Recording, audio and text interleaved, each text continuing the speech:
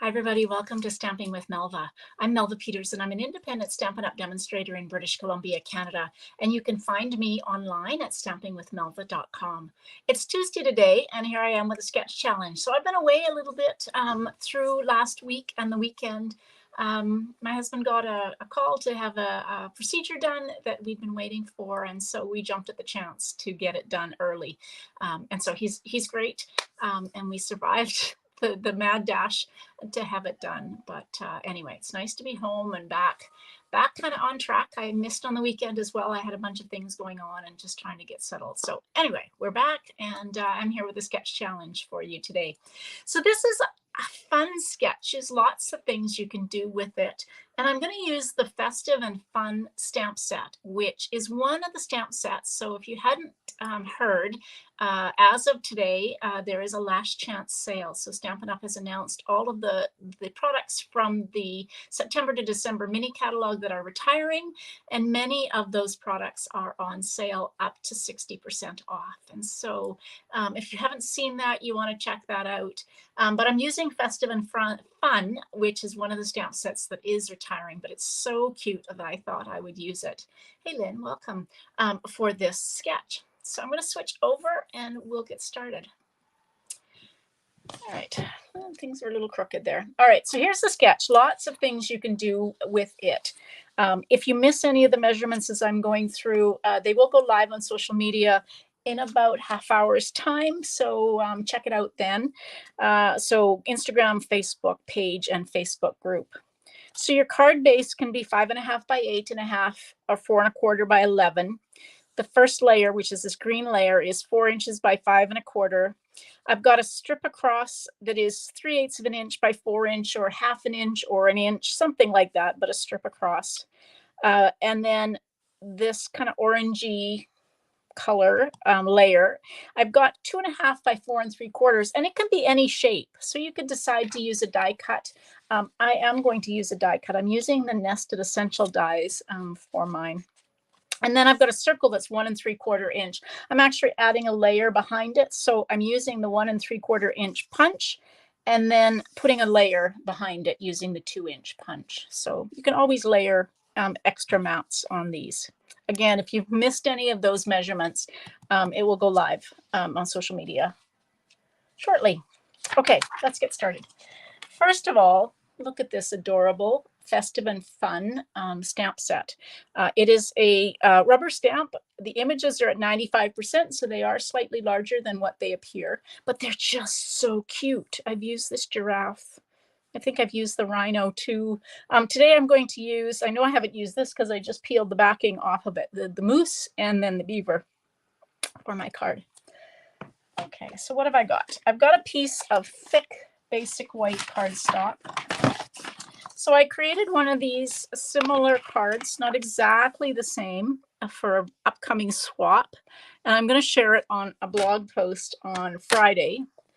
But I thought I'd do one slightly differently. So this slightly different. This is 4.25 by 11. This is thick basic white cardstock. So I'm scoring it at 5.5. And as always, grab your bone folder and fold into the mountain or the raised line. That. There we go. Okay.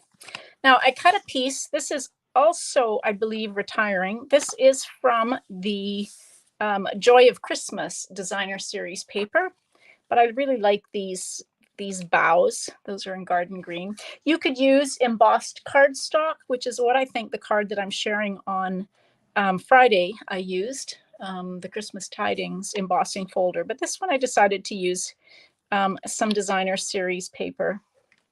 And then for my strip across the center, this is the silver and white sheer ribbon, or white and silver sheer ribbon. It's, I think, it's 1/2 an inch, so a little bit, yeah, 1/2 an inch. So I just kind of eyeball it across, whatever you want. You could use a piece of cardstock as well, like a piece of white cardstock would look nice, but I thought ribbon would go nice across. So I'm going to use, I always use Stampin' Seal when I'm putting a ribbon on the back of my cards. I just think it holds a little bit better than the liquid glue, and definitely better than glue dots, for example. Oops, my finger's stuck. So I've just wrapped that around the back. So you need about 6 inches or so. And then I always use Stamp and Seal on the back of it. And I try to go over my ribbon because I think it holds it on. Just a little bit added a kind of stickiness. So this will go on like that, roughly in the middle. If you could put a glue dot if you think you're like, if you're using ribbon like me and it's not completely stuck down, but I'm going to put layers on top of this, so I'm not too worried. Okay, so I cut a piece of basic white cardstock that is 2.5 by 4 3/4. Now I am going to use these nested essential dies, and I'm going to cut my shape out using one of these. I don't know what that shape's called. Maybe one of you guys do, but I don't know what that's called. But there are some great shapes in here. There are some tags. There are some rounded corner rectangles. This is a really great set of dies. So I'm going to put these back. I'll figure out what size I actually am going to use in just a minute. So I'm going to stamp the moose and his little friend, the beaver. And I'm going to do some coloring because this stamp set is perfect for coloring. So I'm going to I want to fit both of these on. Oh, my moose isn't very straight, but that's okay.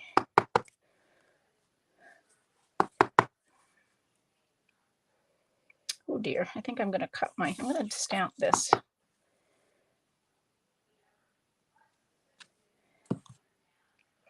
Turn that over. Let's see how we do with this.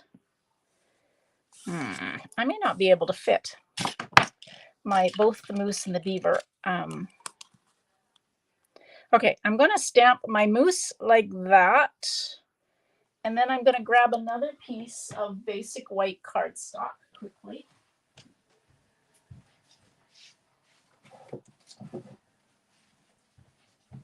Kind of changing my mind as I go because this piece, it would have fit the giraffe, but it's not fitting my my beaver very well down here. So I'm going to stamp that and cut that out, and then I'm going to stamp my beaver on a separate piece and just do a little bit of fussy cutting. You guys know me, I like to fussy cut. Okay, so I pulled out a bunch of Stampin' Blends. So I'm going to do the moose in Pebbled Path. So this is the light Pebbled Path.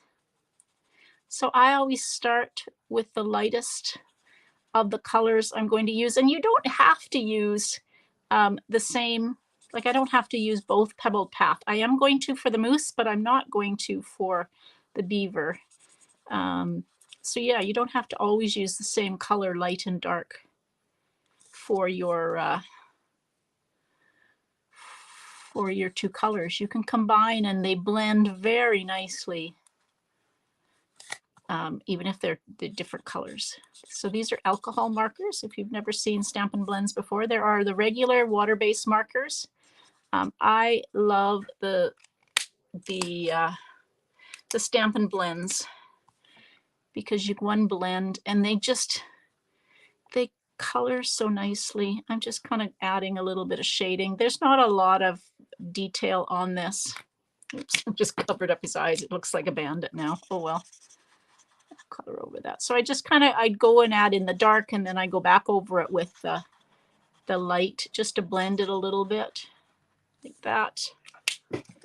And I've got the black. This is just a regular black marker, but I'm going to do his hooves. As I'm coloring this, I'm realizing I actually don't know for sure what color a moose is. I think he's kind of a gray brown color. So, all right. And then this is dark crumb cake. So I'm going to do his antlers in that just to have them be a little bit different. I said, I don't know that there's a right and a wrong way to color. You can start with the dark and go over it with the light. I also don't know. You guys can decide on the colors.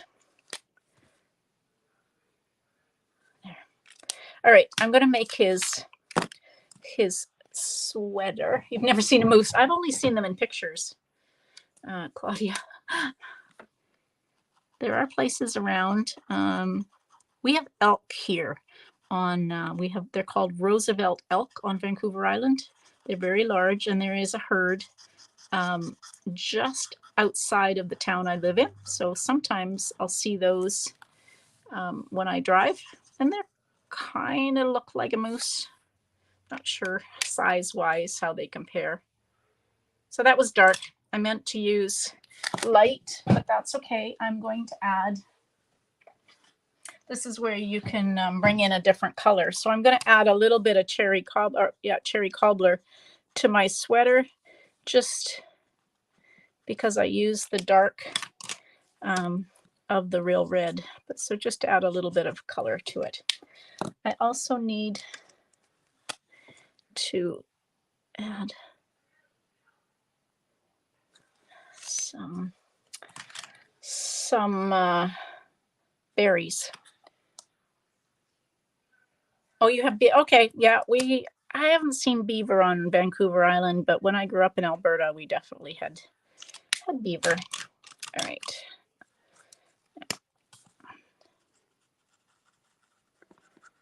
Make that look like icing. And we'll have a green plate because it's Christmas. And light crumb cake, dark crumb cake. That probably should be darker because plum pudding is often darker. All right, there's my mousse. Now let's do the beaver.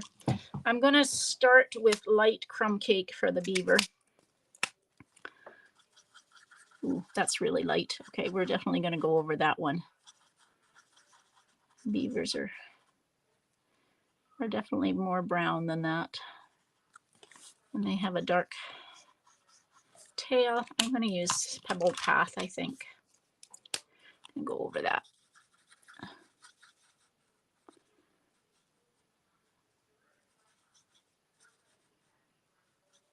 There.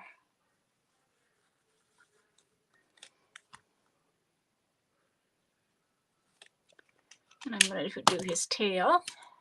They're dark, yeah.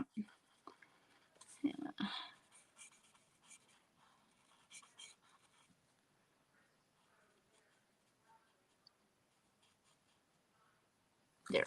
Okay, and then of course we have to do the candy cane. So I'm just going to do alternating stripes of red and white. There we go. All right. So now I'm going to take, and I'm going to cut my mousse, who's not very straight. So we'll see if we can get him a little straighter. Okay, there we go. So just put this. Oh my gosh, you fight them because they attack your boat, or I've never heard of fighting a beaver. All right. So I'm just going to take and cut this out using my mini. I always love it when the piece of paper is small enough to go into my mini without having me cut it. There we go. These are fun shapes. Like I said, I don't know. Somebody probably knows what shape that is, but yeah, they definitely have big dams. I've seen those. Okay, so let's bring our card base back in. So that's going to go there. I'm going to fussy cut the beaver out. So I'm not really worried about getting right up close to the edges or to the lines on this. I'm just kind of cutting around him.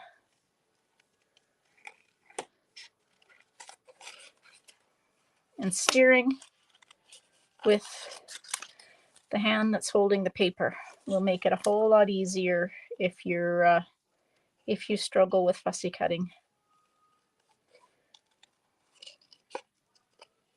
like I said, don't worry about making it exact. I think that people think that when they cut it out, it has to have, you know, exactly the same width of line of the white or whatever color it is, but I don't worry too much about that. All right, so there we go. We will put our beaver on there. And then I went ahead and punched a white circle. Yeah, it sounded like you. Yes, it did sound like you had to do hand to hand. So the white circle is a 1 3/4 inch circle, and I'm going to stamp the sentiment that says a little something for you with lots of love from me. I'm going to stamp that on my white circle, and I'm going to use dimensionals.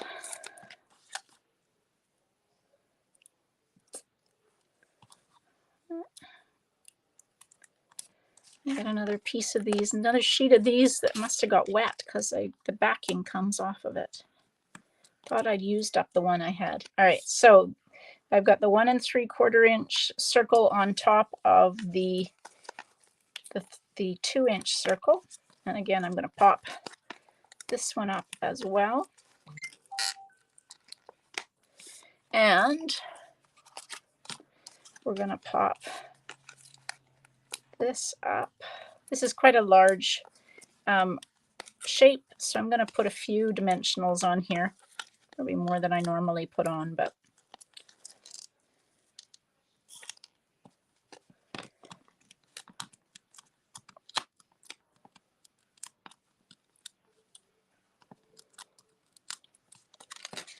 okay, so we'll put that on. I realized I didn't do a very good job coloring his feet. There we go. And his hands. I don't know. There we go. All right, and I'm just going to use one dimensional on my beaver.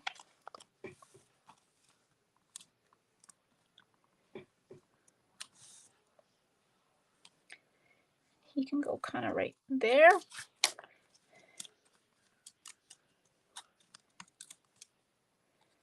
And then this can go right like that. And I need something on the inside of the card. So I've got this stamp that says, "May your season be one that's festive and fun." So we'll stamp that. And I just want to make sure that that's what I thought. Not very straight. There we go. Let's make sure. I always test. No guarantee it's going to be, not too bad. You guys will do better. All right. Now, I pulled out some. These are the adhesive back glitter sequence. These are also retiring. They were part of the Berry Christmas suite. So these are retiring. So I'm going to use some of these. There's white, bright green, and blue. So I'm going to use some of the white ones because they'll show up, I think, nicely on my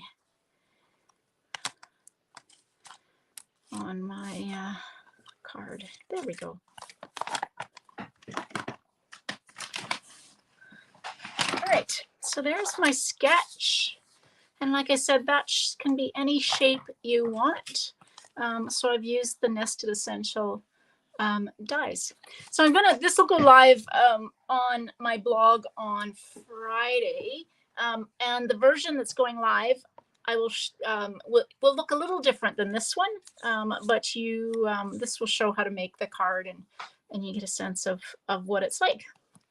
All right, there we go. So if you've been eyeing some of the items that are retiring out of the mini catalog, now's the time to get them before they're sold out, because some of them are already sold out. Today's the first day, and some of them are not available. So if you've got stuff on your wish list that you've been waiting to buy, now is probably the time to get it. All right, thanks so much for joining me today. Now I'll be back live tomorrow at 2 o'clock Pacific, which is my normal time, and we will be doing a technique. Haven't quite sorted out what it'll be yet, but thank you to those who have suggested techniques for me. And if you have any ideas of other techniques that you'd like to see, leave a comment on my blog, leave a comment underneath this video, and I would be happy to put them on the list. I'm always looking for ideas for techniques. Thursday, I'll be back live at 2 o'clock Pacific. with a mystery challenge. And I will post the clues for the mystery challenge on Thursday morning before we go live, so you can gather your supplies and come make a project with me. All right, everybody, thanks so much for joining me. Hope you have a great day. Happy stamping. Bye.